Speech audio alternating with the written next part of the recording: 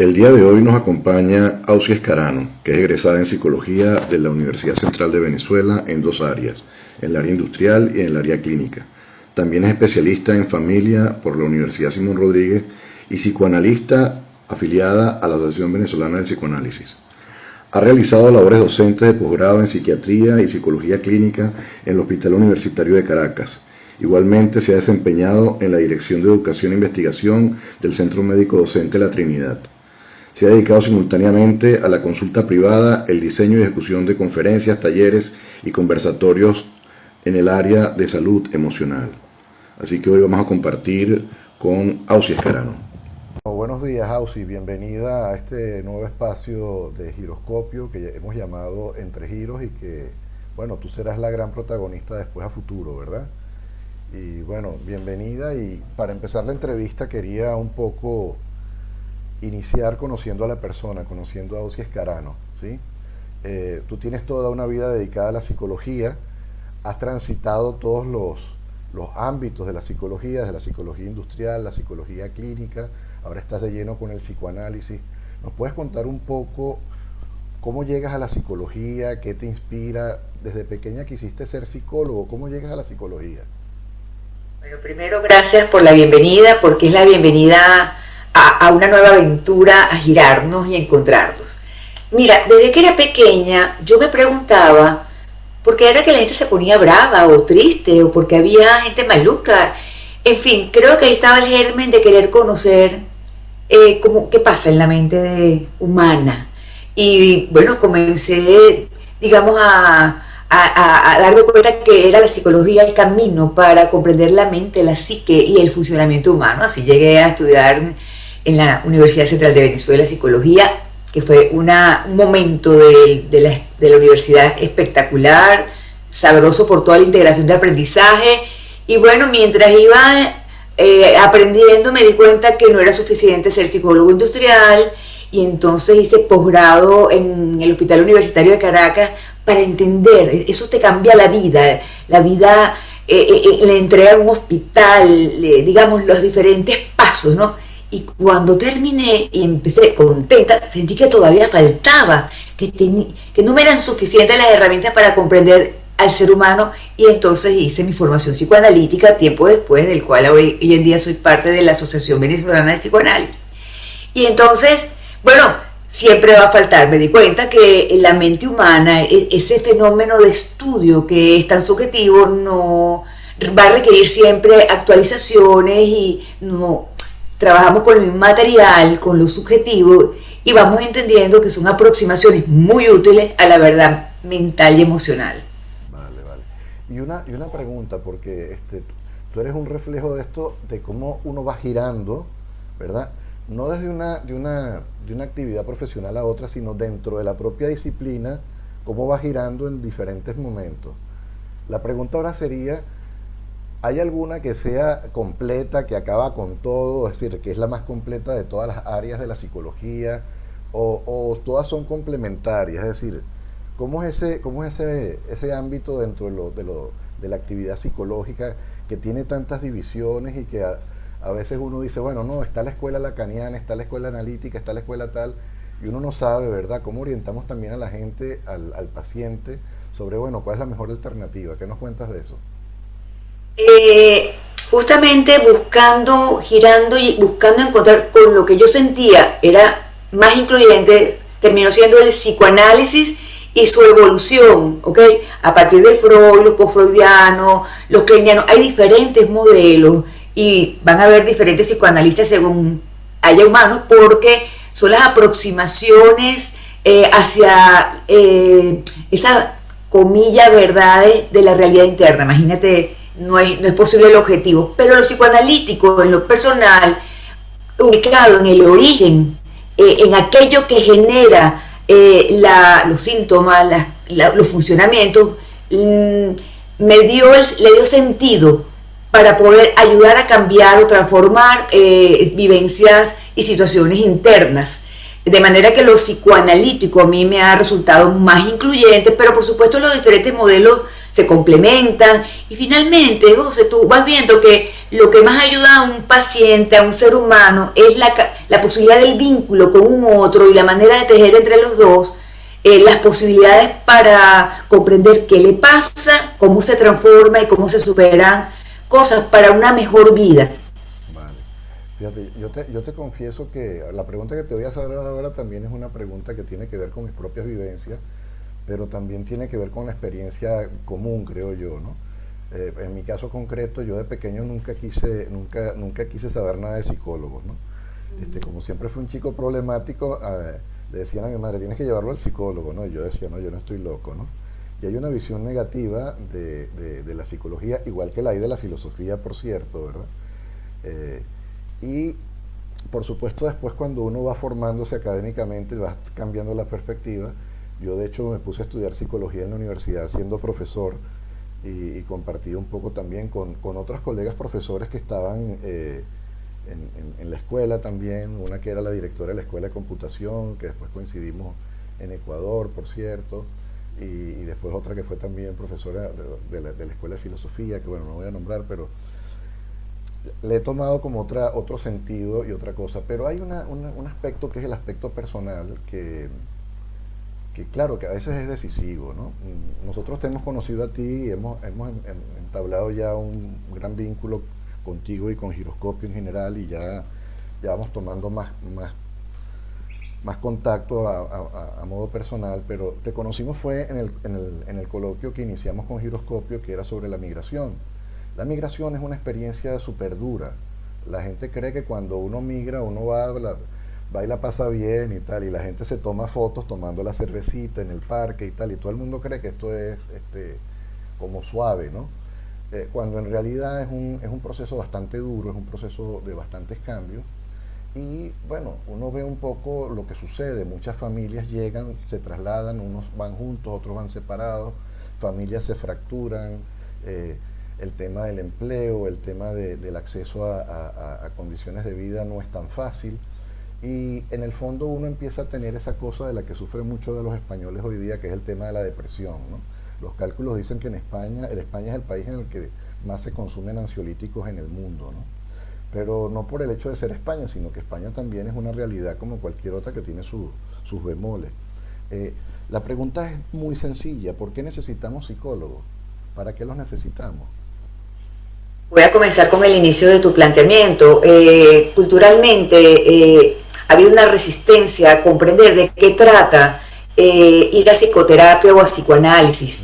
Y es un espacio que ha generado una especie de misterio, rechazo, y en el fondo tiene que ver con el temor, esa ambivalencia entre el deseo de conocer la verdad y el temor a conocer la verdad interna, porque hay algo que hacer después que uno identifique y define cosas. El espacio terapéutico, como el filosófico, el sociológico, el de las ciencias humanísticas, es una propuesta a pensarse la vida con una seriedad, de manera que tú te hagas cargo de ella. Y muchas veces, digamos, hay una resistencia a admitir primero la fragilidad humana, temiendo que hasta un tipo de vergüenza por ser ayudado, por ser acompañado a comprender qué le pasa a uno. Cuando estamos en momentos críticos solemos iniciar un proceso psicoterapéutico, psicoanalítico, porque admitimos que necesitamos ser acompañados a pensarnos la vida, o hay procesos donde las ansiedades superan la voluntad, la conciencia, los temores. Los seres humanos somos seres emocionalmente muy movidos desde que somos bebés y somos niños y vamos aprendiendo a superar miedo, temores, una serie de cosas. Tú hablabas del niño difícil. Todos los seres humanos podemos parecer difíciles en un momento dado, y a veces hay un afuera que no acompaña suficientemente, generando unas interpretaciones de la realidad que pueden terminar siendo difíciles. De manera que el espacio terapéutico es una oportunidad que hoy en día, incluso después de la pandemia, hay como más cabida para entender que la salud mental es fundamental para la vida. Para cuidar las emociones. Uno no va al gimnasio porque está enfermo, uno va al gimnasio porque uno puede estar mejor. Todos deberíamos tener un espacio terapéutico, como a veces se tiene el espacio espiritual o el espacio de estudio, para aprender a conocerse, para saber acompañarse, para saber tolerarse. Fíjate que la experiencia de migración que menciona, sin duda es un elemento, un evento de impacto emocional para la persona, la familia y las sociedades. La migración, que además va a depender de cuál es el motivo de la migración, pero toda migración siempre, sea planificada o impuesta, apurada, es un duelo, es una ruptura, es un cambio inmenso que te descoloca, que te hace redefinir, y se dice rápido, redefinir, pero es un proceso de redefinición de identidad, pertenencia, que además implica el duelo de lo que se deja, la ruptura dolorosísima, y es inevitable la tristeza. Fíjate que tú hablabas de la noción de depresión. Los humanos debemos admitir, y a estas sociedades tienen una dificultad para que le demos espacio a la tristeza cuando corresponde. La depresión justamente sucede por no admitir la tristeza, y vamos aguantando y nos vamos brincando cosas, y un día no podemos dormir completo, tenemos ataques de ansiedad, se nos salen las lágrimas y no entendemos por qué, o no nos sentimos felices. Y bueno, resulta que son los duelos que activan incluso los duelos primarios de aquello que no era como quisiéramos. De manera que poder ser acompañado con alguien que, por supuesto que hay modelos de abordaje psicológico, y ciertamente han habido modelos muy torpes que han generado dudas del profesionalismo en estas áreas, de manera que vale la pena también saber con quién se reúne uno para trabajar el mundo interno, lo más privado e íntimo. Pero es una oportunidad donde hay un otro que te acompaña a verte a ti mismo, a ponerle palabras, significado y sentido, y a partir de allí darle forma y tratar de ver cómo transformar aquello que necesita ser cambiado para tu bienestar emocional interno y externo. Fíjate, tú misma eres migrante también, ¿verdad? Y al mismo tiempo te ha tocado vivir en primera persona esto de la migración. ¿Cómo lo llevas? Es decir, el psicólogo también a veces requiere de acompañarse de otro compañero, ¿verdad? Otro psicoanalista para asumir eso, o lo asume solo, o qué sucede ahí. Te lo pregunto porque he escuchado amigos, yo de esto no tengo absolutamente ni idea, y claro, y es cosa de aprender, pero no sé qué escuela de análisis, la gente se hace terapias entre ellos, es decir, después de cierto tiempo, para como no contaminarse, van y tienen sesiones con otros compañeros. En el caso tuyo, ¿cómo manejas eso siendo migrante y también viviendo? Porque bueno, debes coincidir que esto es duro también. ¿Cómo manejas eso? Tú decías, a veces los psicólogos tienen que atenderse. Siempre, para poder en este oficio, hay que haber pasado un buen tiempo por un espacio de revisión interna para identificar, para conocerse, reconocerse, incluso en el trabajo con el otro. En la formación psicoanalítica, de hecho, es un requisito el análisis personal y la supervisión con un maestro que lo ayuda a uno a que uno aprenda a conocer sus capacidades o la función analítica, y en ese sentido aprender a diferenciar lo que te pertenece de lo que es del paciente. Uno de los compromisos, especialmente de la escuela psicoanalítica, es que al paciente se le respeta, al paciente es un individuo que viene a ser atendido y no es el paso para que el terapeuta hable de sus cosas.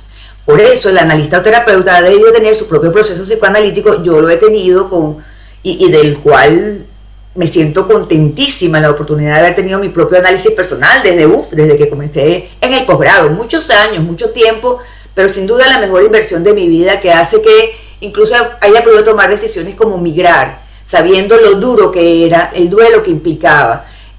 Por supuesto llegué como todos con la emoción y la ilusión de lo nuevo, de la oportunidad que da la vida, sintiendo que uno elige, digamos, uno deja cosas, porque en las decisiones uno pierde y uno gana, y a veces lo que pierde cuesta y lo que gana no se ve, pero la migración va acompañada de la ilusión de ofrecerse una mejor calidad de vida, y por supuesto que se idealizan las cosas. Está lo que llamamos la luna de miel con lo nuevo, lo bonito, la estética, sobre todo cuando hemos venido lastimosamente de nuestro país, a quien amamos, hemos sido docentes del país, y nuestros amigos, nuestra familia de origen, y la familia que hemos creado entre compañeros venezolanos, y resulta dolorosísimo esa soledad del migrante que implica reubicarse, redefinirse, rehacerse, armar una economía con otras leyes, con otras normas, con otros referentes,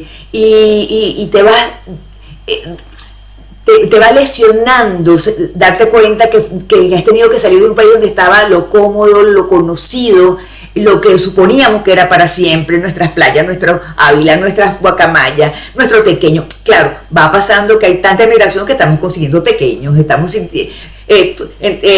yo cada vez que atiendo a pacientes por esta vía de internet, la mayoría tiene su Ávila detrás, es lindísimo, pero son los referentes con los que aprendemos a lidiar en la distancia, y que sin duda hay procesos, como todo proceso de duelo, de rabia, aparece la rabia, la frustración, después aparece la aceptación, después aparece como la negociación en torno, bueno, he elegido esto, ¿qué tiene de bueno?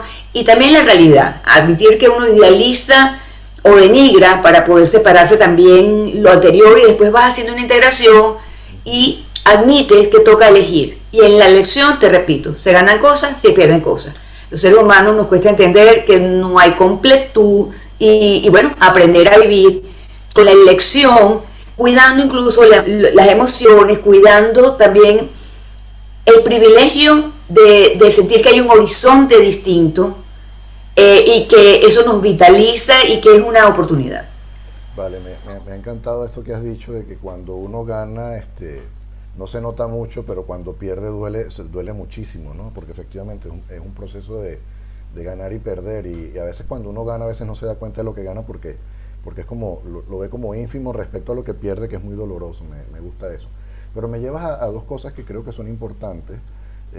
Una es también esta cosa que tiene que ver con el propio coloquio y tu actividad y el efecto que ha producido también aquí en la Sociedad Española de Psicoanálisis, ¿verdad? Y por otro lado, tu experiencia también docente y tu experiencia en el Centro Médico Docente de la Trinidad, porque has estado trabajando allá también.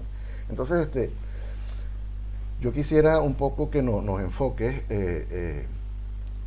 la experiencia primero de docente en Venezuela, cómo ha ido el tema de la experiencia docente, cómo ha sido tu experiencia no solo en la universidad, sino también con el Centro Médico Docente La Trinidad. A ver qué nos cuentas un poco de esa experiencia. Mira, la labor docente es un don que podemos tener quienes nos reunimos en Giroscopio, nos reúne mucho esa vocación, poder dar, digamos, de nuestro conocimiento, es una manera de creer en la parte sana de los humanos, está asociado a la esperanza, y por eso muchas veces mal pagados, o la pasión por enseñar sobre todo a esas generaciones, es la mejor manera de sentir que uno colabora con el país, con la sociedad y con la vida que nos ha tocado. La oportunidad inclusive de ser docente permite aprender mucho, porque la responsabilidad de ser docente lo pone a uno a estudiar, a organizar, a sintetizar, integrar información de una manera estimulante para aquellos jóvenes que creen en los adultos como la generación que enseña, como maestros, y por eso nos toca preservar nuestro rol en la sociedad, donde la edad madura bien llevada es muy, muy sabrosa. La oportunidad de trabajar en el Centro Médico Docente de la Trinidad se convirtió para mí en mi manera de aportarle al país, sobre todo en el área de salud, y especialmente en la formación de docentes en salud, donde hicimos programas, tenemos un programa con la Universidad Simón Bolívar para formar docentes en salud asociados a lo que es la educación médica basada en competencia, donde en este momento, donde la sobreinformación implica que no es posible que todos tengamos todos los conocimientos como a lo mejor hacia los 1700, 800, ¿no? De manera que hoy en día la formación de un alumno tiene que ver con desarrollar pensamiento crítico, saber ubicar la información, saber cómo se hacen las preguntas, ayudarlo a desarrollar pensamiento, que es la propuesta de Giroscopio. Además, cómo nos sentamos juntos a pensar lo que hacemos, a pensar los diferentes desafíos contemporáneos que tiene la sociedad, y más en estos tiempos de cambios significativos de civilización con la nueva era digital. Antes era la industrial, la digital, y todos los cambios que eso está produciendo, serios, José, que si no lo pensamos tenemos el riesgo de tener una sociedad que se destruye en lugar de tener una sociedad que se construye. El docente busca construir y sembrar lo sano en sus alumnos, y eso es la parte más gratificante y es el pago mejor que tenemos los docentes. Sí, fíjate que ahora que estás diciendo esto con el Centro Médico Docente de la Trinidad, pienso un poco en esto que te preguntaba antes respecto a cómo se separa el psicoanalista del paciente y al mismo tiempo cómo se ve a sí mismo, ¿no? Porque me imagino que dentro de esa formación por competencias del médico está un poco enseñarle al médico separarse del paciente, pero no desasistirlo en el sentido humano, ¿no? Que es un poco lo que uno ve también con el médico, que a veces el médico se deshumaniza porque la rutina del trabajo lo lleva a ver las cosas como con mucha más frialdad de lo que la ve la persona que está siendo afectada, ¿no? Me imagino que van los tiros por ahí, pero también muestra un poco esto que se me pasó comentarte, pero que he pensado un poco, que contrario a lo que hacen los corporativos de McDonald's, que no comen sus propios alimentos, el psicólogo termina consumiendo lo mismo que produce, es decir, cree en la psicología y la usa para sí mismo, ¿no? Que esto es importante. Y entonces me lleva al otro planteo. El otro planteo tiene que ver con la experiencia en la Sociedad Española de Psicoanálisis, ¿verdad? Después del coloquio, ustedes tuvieron, María Gabriela y tú tuvieron una presentación con la Sociedad Española de Psicoanálisis, y una de las cosas que me llamó mucho la atención es que en el fondo todos coincidieron en que ustedes dos son unas grandes innovadoras en el tema de hacer análisis vía internet, y que bueno, que es todo difícil. ¿Por qué? Porque hay toda una tradición presencial, digamos, ¿no? Y que esto ha sido todo un reto, pero en el fondo han sido innovadoras. Cuéntanos un poco esa experiencia y qué tan cierto es que es muy difícil pasar de lo personal a lo virtual y cómo se maneja eso. Bueno, decíamos que estamos en tiempos de muchísimos cambios y los cambios han impuesto que cambiemos paradigmas que creíamos que eran rígidos y que sin eso no era posible la cosa, y hemos aprendido sobre la experiencia, sobre todo en tiempos de pandemia o previamente. Los venezolanos tenemos rato entre esta necesidad de ser resiliente, echa para adelante, y finalmente la pandemia se sumó a unas maneras de resolver que sobre todo los terapeutas y analistas venezolanos teníamos. Eso va en combinación, hablábamos de esta experiencia del médico como ese representante que implica atender al otro, y donde es fundamental, cuando uno habla de competencias en el médico, el conocimiento es importante, pero con conocimiento solo no se funciona, y hay que ser ético, hay que tener la empatía es la posibilidad de ponerse en el lugar del otro sin perder tu rol, ¿ok? ¿Qué va pasando y por qué el centro médico es innovador? Porque le ha dado a la formación médica todo lo que tiene que ver con los aspectos emocionales de la práctica médica, donde hay, durante todos los posgrados y la formación de los residentes, se le da lugar al lugar de las emociones, porque justamente los médicos han sido uno de los primeros que han tenido negada la importancia de la salud mental. Y ha sido un proceso lento, sigue habiendo resistencia en comprender que además un paciente que se siente acompañado con su médico, que comprende lo que le ocurre emocionalmente y tiene que lidiar con el duelo de lo que es un dolor, una operación, la pérdida de la salud, es una oportunidad para que un paciente, la relación médico-paciente permita que el paciente se recupere mejor, colabore más y se le haga más fácil la recuperación, que es en el fondo lo que buscamos. Así pasa también con aquellos que trabajamos con la salud mental. Quien viene dolido y necesita alivio y necesita ser contenido, acompañado, acunado, casi que una función materna de rescate de aquel ser humano. Fíjate que cuando comenzó el tema político en el país, las barricadas, nosotros no podíamos acceder a nuestros consultorios y tímidamente comenzamos a utilizar los medios, el internet, el modo online. De manera que, te repito, cuando llegó la pandemia, los venezolanos ya habíamos superado ese temor, que hubo al comienzo un rechazo para el psicoanalista. Sin diván no había psicoanálisis, y eso cambió, ¿no?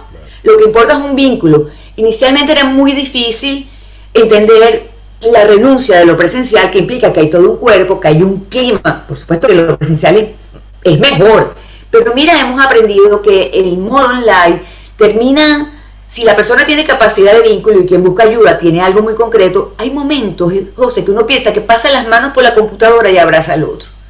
Cuando hablamos de todos estos temas con la Sociedad Psicoanalítica de España en Barcelona, que les encantó que la doctora María Gabriela Morales y mi persona presentáramos un trabajo interesantísimo de lo que era la atención a pacientes migrantes desde el terapeuta psicoanalista que está en el país y en el que está afuera.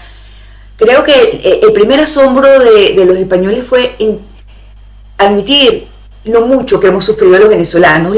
Creo que tenía una especie de pena por no haber tenido información de lo difícil que ha sido transitar, digamos, muchos años de conflictiva social, las pérdidas, sobre todo aquellos que nos formamos en una Venezuela próspera, con ganas, con toda la aspiración de la democracia, el progreso, el crecimiento.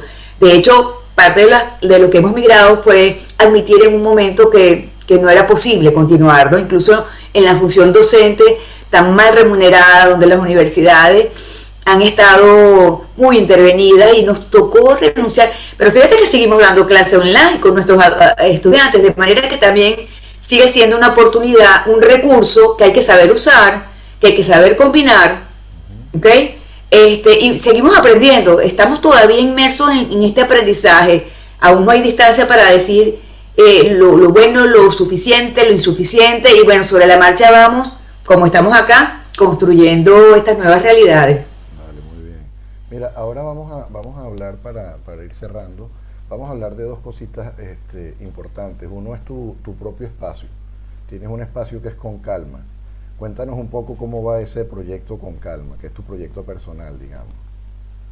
Mi proyecto, que está en Instagram, @concalma, se inició con el interés de justamente salir un poco del consultorio y compartir experiencias de aprendizaje con quien lo quisiera, con ese afuera que revisa y visita las redes sociales. Y es un espacio que propone desarrollar, fíjate que no es la calma o tómate la vida con calma, que probablemente hayan momentos así, sino es el espacio de calma frente a un momento crítico para poder pensar, organizar las ideas, redefinir cosas y poder actuar de la manera más sensata.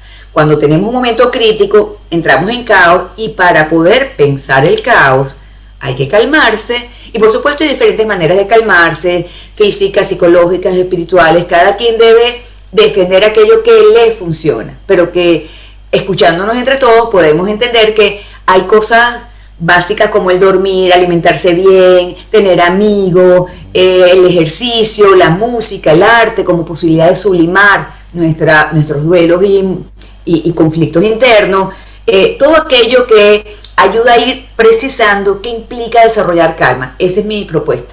Y ahora la pregunta que tú le haces a todos tus entrevistados en Con Calma: ¿qué es lo que te calma a ti? ¿Qué te calma? Ay, mira, me calma, para ir rescatando la calma voy conectándome con la naturaleza, caminar, escribir, escuchar música. Me calma organizar las ideas, a veces escribirlas. Me calma conversar con alguien querido o apreciado, o que me escuche, para poder integrar cosas. Me calma recordar el sentido y el gusto por la vida. Me calman a veces las oraciones, me calman un buen abrazo. Vale, muy bien. Mira, y ahora vamos a hablar de giroscopio, ¿ok? Porque tú formas parte también de Giroscopio. Dentro del proyecto se supone que vas a encargarte de este espacio que es Entre Giros, pero también hay un poco más de la pregunta: ¿qué viene ahora? ¿Qué es qué expectativas tenemos con Giroscopio? ¿Qué viene con Giroscopio? ¿Por qué Giroscopio? ¿Por qué has elegido Giroscopio también? Porque has visto un espacio ahí, pero cuéntanos tu experiencia con Giroscopio y las expectativas y proyectos con Giroscopio. Mira, Giroscopio ha resultado para mí un regalo de la vida, porque he encontrado en la propuesta de Giroscopio mucho de lo que yo propongo, que es pensarnos la vida, pensar lo que hacemos, contar con las diferentes miradas, vértices y perspectivas de profesionales, digamos ya con la madurez de un recorrido profesional que nos reúne comprender los dilemas de la sociedad actual para encontrar las nuevas respuestas y poder aportar desde diferentes ámbitos de asesoría a organizaciones, empresas, docencia, coloquio, estos espacios, estos debates que enriquecen la posibilidad de pensar. Para mí la pasión es todo lo que tiene que ver con lo psicológico, pero no es suficiente para entender. Y cuando te escucho a ti, a los colegas, a los filósofos, sociólogos, humanistas, los diferentes vértices, autores de la filosofía que además nos permite pensar el pasado para comprender el presente y avanzar hacia el futuro, me parece una oportunidad para activar, seguir cuidando nuestra mente, nuestra psique de forma sana. Y la propuesta es, vamos construyendo espacios para el intercambio.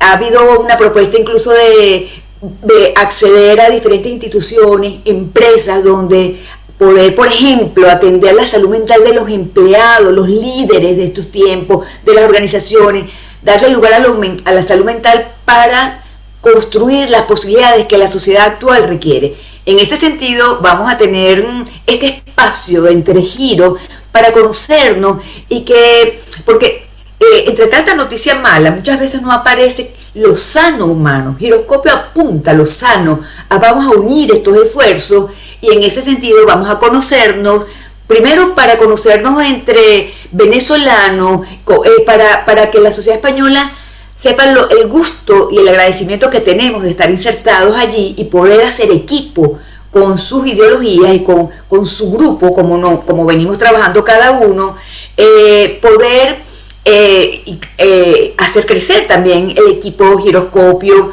en este deseo de inclusión. Me gusta mucho la inclusión que tiene Giroscopio, de invitar las alianzas que tenemos con diferentes grupos de venezolanos en diferentes partes del mundo, construyendo posibilidades, y Giroscopio presentándolo, diciendo, aquí están los venezolanos construyéndose y deseando aportarle al país y al mundo. ¿Cómo no voy a estar contentísima con esa fiesta del conocimiento y del intercambio? Sí, efectivamente, a la gente le cuesta mucho entender que Giroscopio sea una plataforma fundamentalmente de académicos, ¿verdad? Porque en el fondo el proyecto va a ser recuperar la educación venezolana de alguna forma u otra, pero es un espacio en el cual tenemos que encontrarnos, sobre todo académicos, pero en general los venezolanos, en general que tengan un espacio también en el que se puedan oxigenar, vean a compatriotas que están haciendo cosas, que están haciendo, que se puedan sentir orgullosos de lo que hacemos los venezolanos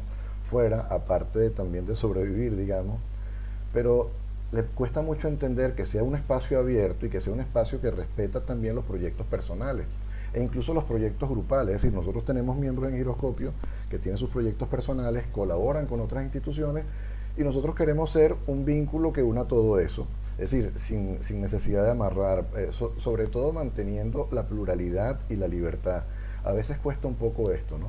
Y efectivamente, como dices, este espacio de Entre Giros debe dar cabida a que conozcamos qué está haciendo cada quien, ver en qué se pueden insertar, sobre todo en proyectos, porque otra de las cosas que le cuesta entender a la gente es que sea una plataforma en la que el centro es la investigación, pero también hay formación y hay asesorías, ¿no?